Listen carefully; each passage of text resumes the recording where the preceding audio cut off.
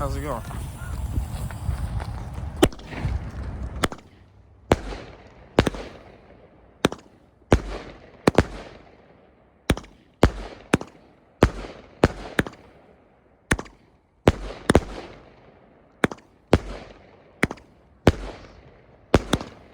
Just think of how badly you ruin his demo if you let that take right now.